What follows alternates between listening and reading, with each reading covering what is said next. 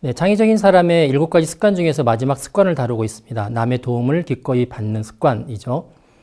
이 남의 도움을 기꺼이 받으려면 자기 자신에 대해서 정확히 인식하는 게 전제되어야 합니다. 내가 이 시대에서 진짜 최고로 창의적인 사람이다. 나 외에 다른 사람은 창의적이지 않기 때문에 나 혼자만 생각해도 충분하다. 이런 생각을 가지고 있으면 당연히 남의 도움을 받으려고 하지 않겠죠.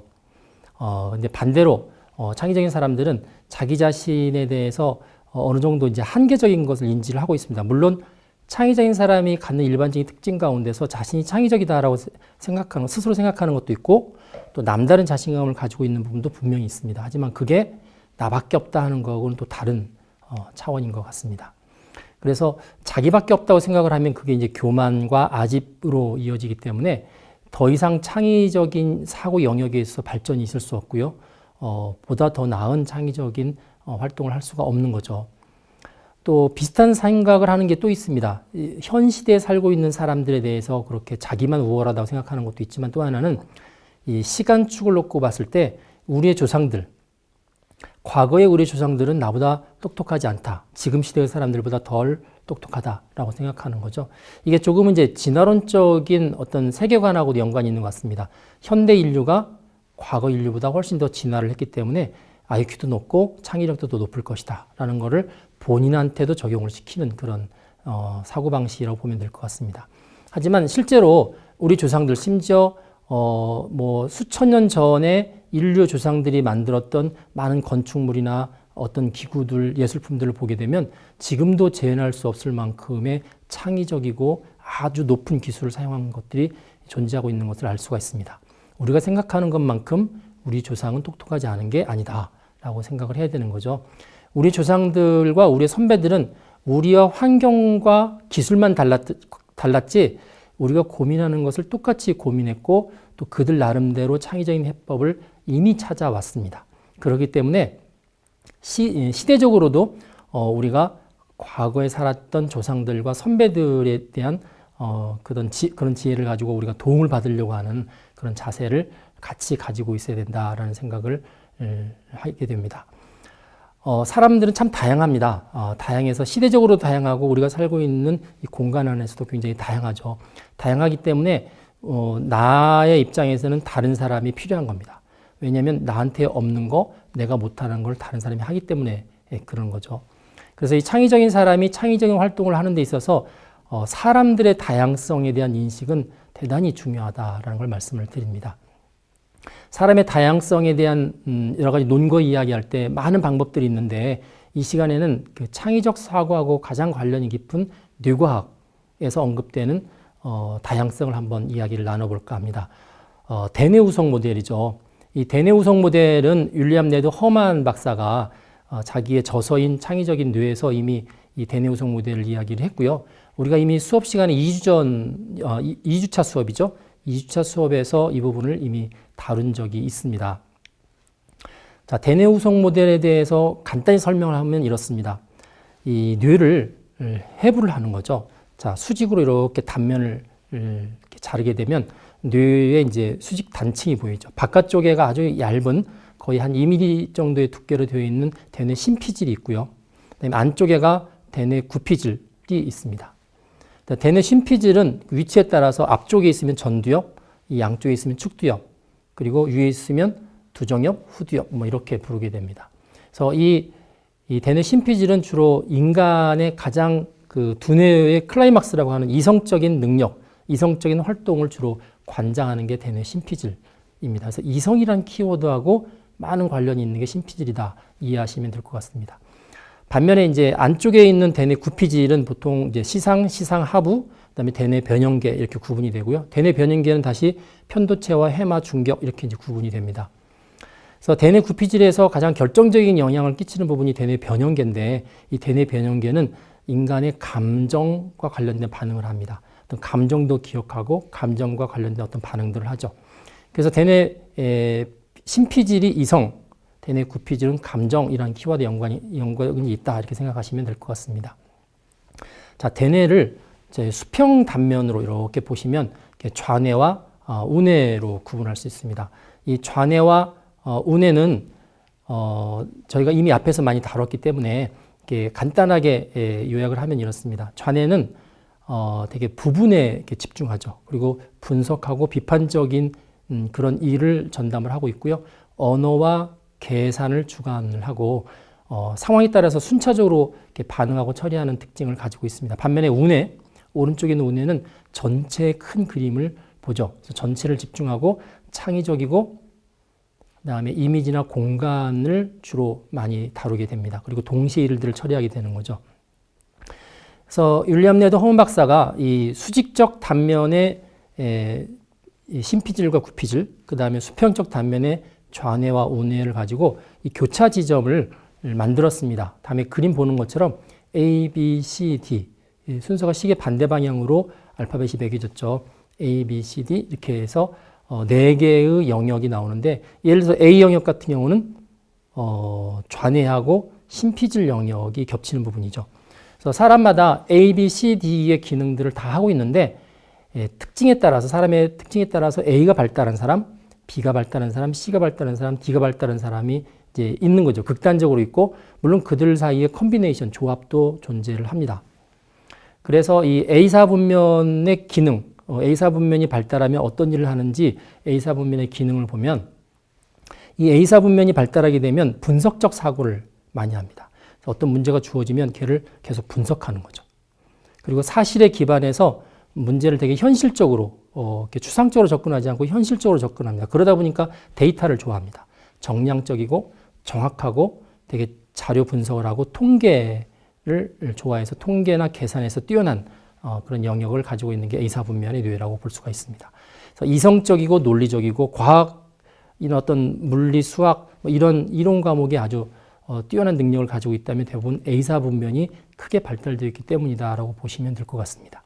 자, B사 분면은 좌뇌와 그리고 대뇌 구피질이 겹치는 부분이죠.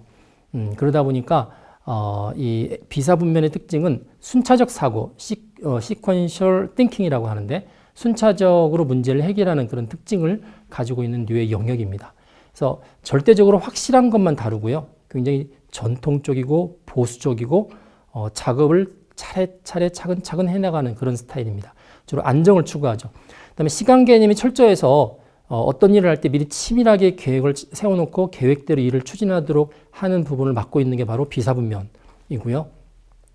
그러다 보니까 이 B사분면이 추구하는 추구의 가치는 되게 자기 수양, 법, 질서 이런 부분들을 이제 중시하고 거기에서 안정감을 느끼는 영역이라고 보시면 될 것 같습니다. 자, C사분면은 자, 우뇌하고 대뇌 구피질이 겹치는 부분이죠. 그래서 인간관계 중심적인, 대인관계 중심적인 사고를 한다. 영어로는 interpersonal thinking이라고 이야기합니다. 인간 중심으로 문제를 풀어갑니다. 항상 사람과 연결해서 문제를 풀어가는 거죠.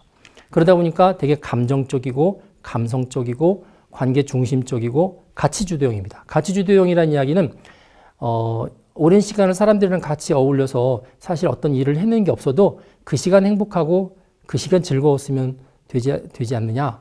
이게 주로 가치주도형이죠.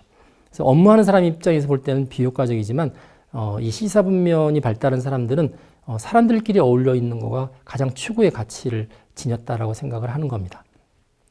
그렇기 때문에 혼자 일하기보다는 그룹으로 활동을 하는 걸 좋아하고요.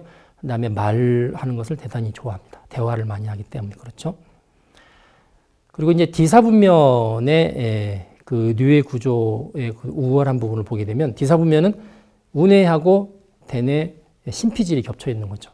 주로 이제 상상적인 사고력, 상상력 중심의 사고를 주관한다고 알려져 있습니다. 영어로는 imaginative thinking이라고 되어 있고요.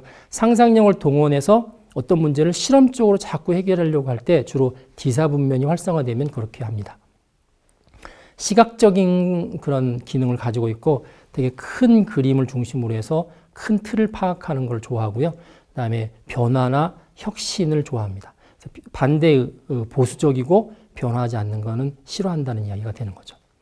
주로 미래지향적이고 되게 이제 공간 중심이고 직관적입니다. 그리고 옆에 있는 사람이 들을 때는 이런 D사분면이 발달되어 있는 사람은 주로 이렇게 구름 잡는 식의 이야기를 많이 한다라고 알려져 있습니다.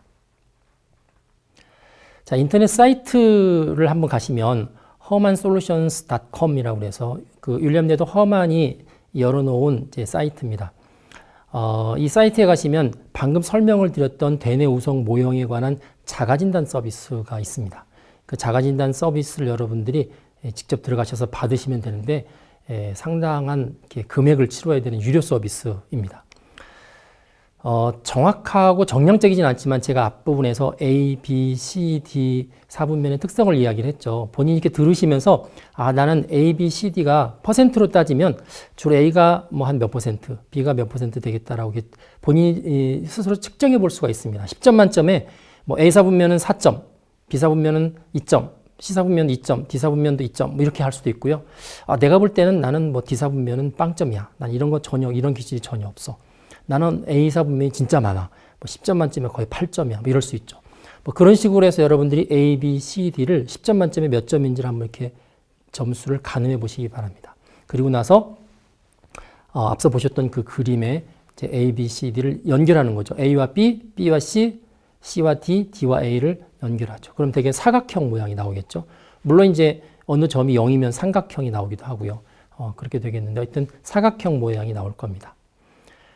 그래서 이제 나타나는 그 모형이 바로 여러분들의 머리, 이 대뇌의 우성 모형입니다. 여러분 대뇌에는 A가 우성일까, B가 우성일까, C가 우성일까, D가 우성일까라는 거죠. 이제 극단적인 경우에 A, B, C, D 이 네 개가 우성인 경우가 존재하겠죠. 그림으로 보면 이렇습니다. 다른 부분이 전혀 없는 건 아니죠. 뇌라는 게 아무리 다른 쪽이 약해도 기능이 전혀 없는 경우는 사실은 없습니다. 그렇기 때문에 이제 극단적이라고 해도 나머지 부분이 조금씩은 존재하죠. 자, A, B, C, D의 극단적인 경우가 있습니다. 자, A 4분면이 절대 우성인 경우.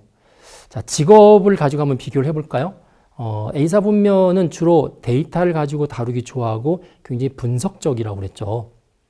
정량적이고, 또 그리고 굉장히 비판적이고. 그렇기 때문에 A 4분면이 우성인 사람한테 가장 잘 어울리는 직업은 외과 의사.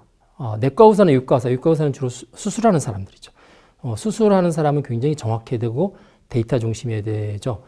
외과 의사가 대충 꼬매고 이렇게 하면 안 되잖아요. 그래서 외과 의사, 그다음에 법률가, 법도 아주 꼼꼼하게 적용을 시켜야 되지 그렇지 않으면 억울한 사람이 감옥 가는 일도 있고 그런 경우가 생기죠. 법률가, 은행가, 컴퓨터 과학자 이런 사람들은 A4분면의 특징이 아주 강할수록 이 직업에는 제일 잘 어울린다고 볼 수가 있습니다. 자, B사분면은 어떤 계획을 세워서 철저하게 시간 순서에 따라서 하나씩 이렇게 일을 진전시켜 나가는 그런 특성을 가지고 있죠. 그리고는 대개는 상당히 보수적이고요. 잘 바뀌려고 하지 않고요. 하던 일을 또 하고 또 하고 또 하면서 안정감을 느끼는 그런 스타일입니다. 그래서 이런 스타일에 맞는 이제 직업이 주로 공무원, 그 다음에 뭐 어떤 일을 반복적으로 같은 거를 관리하는 사람, 그 다음에 계획을 위반하는 사람, 회계 담당자. 회계 담당자는 하루 종일 또 한 달 내내 하는 일이 거의 비슷하죠. 하지만 이제 정확하게 해놔야 되기 때문에 그렇게 반복되는 일이지만 본인이 오랫동안 하면 할수록 마음속에 안정감을 느끼는 그런 스타일일수록 이런 직업이 더 잘 어울리는 거죠. 자, C사분면은 사람들하고 어울리면서 많은 가치를 창출하기 때문에 주로 사람들을 다루는 직업, 교사, 상담사, 사회사업가, 이제 사람은 아니지만 보통 동물조련가 뭐 이런 사람들이 주로 C사분면이 크게 발달되어 있을 때 적합한 직업이라고 볼 수 있고요. 마지막 D사분면은 이제 주로 탐험적이고 개척적이고 반복되는 일을 하기보다는 새로운 일을 하는 걸 좋아하죠. 그렇기 때문에 사업가, 탐험가, 예술가 이런 사람들이 주로 D사분면이 발달되어 있을 때 적합한 직업이라고 볼 수가 있습니다. 자, 이런 이제 극단적인 A, B, C, D의 케이스가 있지만 얘들이 조합이 돼서 특정한 사람은 예를 들어서 B하고 C가 많고 A하고 D가 적을 수도 있고요. 여러 가지 컨비네이션들이 조합들이 이제 존재할 수 있게 됩니다. 자, 어떤 경우는 0인 경우가 있죠. 그럼 이제 삼각형 모양으로 나타나겠죠. 자, 삼각형 모양으로 나타나는 경우는 그 0인 거의 반대쪽. 그러니까 A 같으면 C죠. 그 다음에 B 같으면 D. 반대쪽이 더 강화됐다라고 보시면 될 것 같습니다. 그리고 두 개의 사분면이 이렇게 비등하게 서로 반대에 있는 건데 이렇게 긴 경우가 있어요. 마치 나침판의 바늘처럼 생긴 거죠.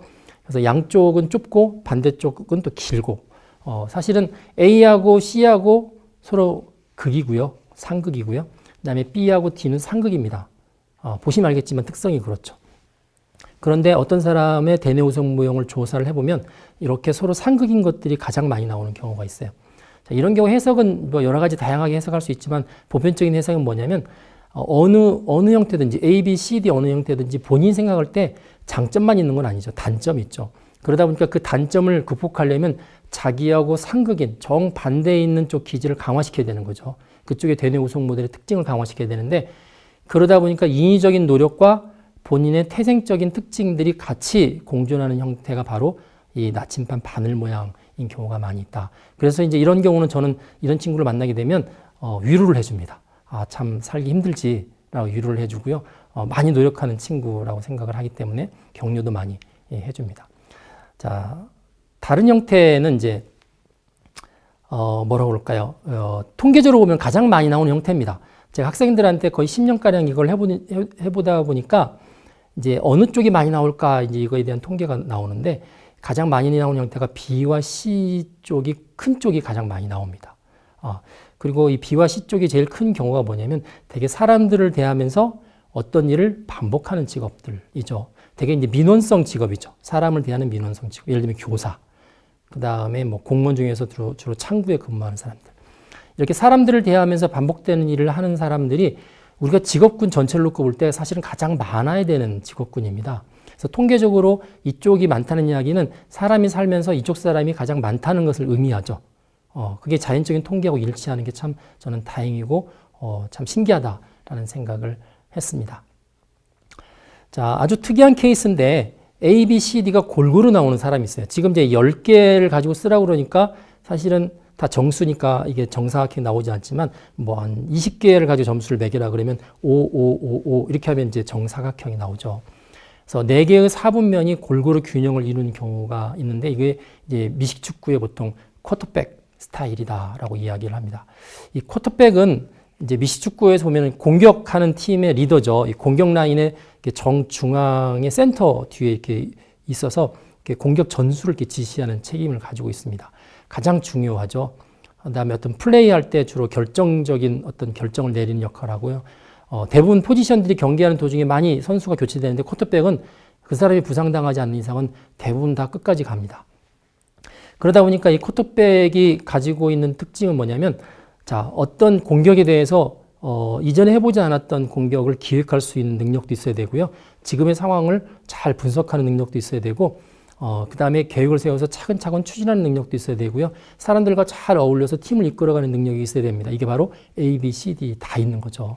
그래서 4가지가 이렇게 잘 갖춰져 있는 경우인데 제가 지금까지 테스트 해본 결과 이 4가지를 잘 갖춘 학생들이 그렇게 많지 않았던 것 같습니다. 뇌과학에서는 이렇게 4가지를 다 갖춘 사람을 보통 총뇌적 기능을 가졌다. 모든 뇌의 4가지를 다 가지고 있다라고 표현을 합니다.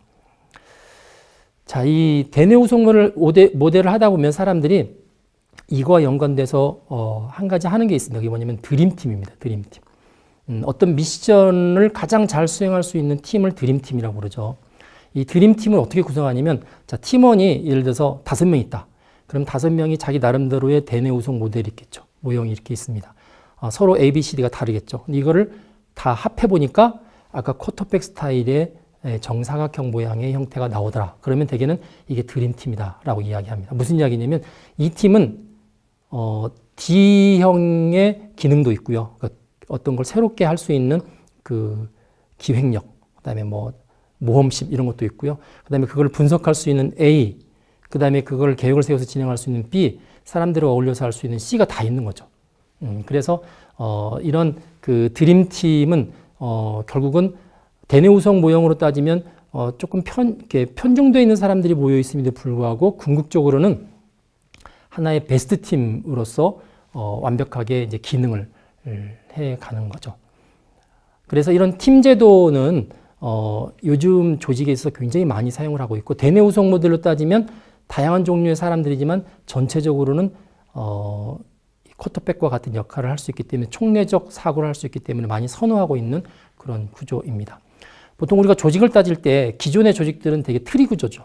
트리 구조에서 주로 위에 있는 보직자들은 많이 근무한 사람들, 뭐 직급으로 따지면 과장, 부장, 상무, 연공서열이라고 이야기하는데 이 팀 조직은 이 트리 구조가 아니고 수평의 네트워크 구조입니다. 네트워크 구조다 보니까 팀장이라는 거가 꼭 연공서열이 아니라 오히려 팀의 미션에 대해서 잘 이해하고 있고 그 이해한 부분들을 팀원들과 더불어서 역할 분담을 잘 하면서 끌고 갈 수 있는 사람이 바로 팀원이라고 보시면 될 것 같습니다.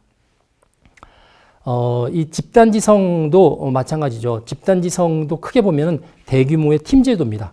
워낙 다양한 사람들이 하나의 문제에 다양한 경험을 가지고 참여하는 거고요. 자기의 어떤 독특한 전문성을 가지고 참여하기 때문에 그 안에서 어떤 문제를 풀거나 그 문제를 이행하거나 또 다르게 생각하는 그 영역들이 다 다르죠. 그러다 보니까 하나의 문제를 가지고 이 팀제도와 비슷한 집단지성을 이용해서 풀게 되면 한 사람이 푸는 것보다 훨씬 더 잘 풀릴 수 있다는 겁니다. 그래서 이 창의적인 사람이 역시 이 취하는 습관 가운데서 다른 사람의 도움을 기꺼이 받는다는 이야기는 사람들의 다양성을 인정한다는 걸 의미하는 거죠. 나와 저 사람은 다르고 저 사람의 독특한 부분을 내가 도움을 받게 되면 내가 이 문제를 풀 수 있다라는 이제 믿음을 가지고 있어야만 그게 가능해지는 습관이죠. 그래서 이제 대내우성 모델을 가지고 이야기해서도 사람들은 참 다양하다. 다양하기 때문에 나 혼자만 창의적인 생각을 할 게 아니라 다른 사람과 더불어서 도움을 또 받고 주는 그런 습관을 가지고 있는 게 창의적인 사람으로서 바람직한 습관이라는 이야기를 다시 한번 말씀을 드립니다.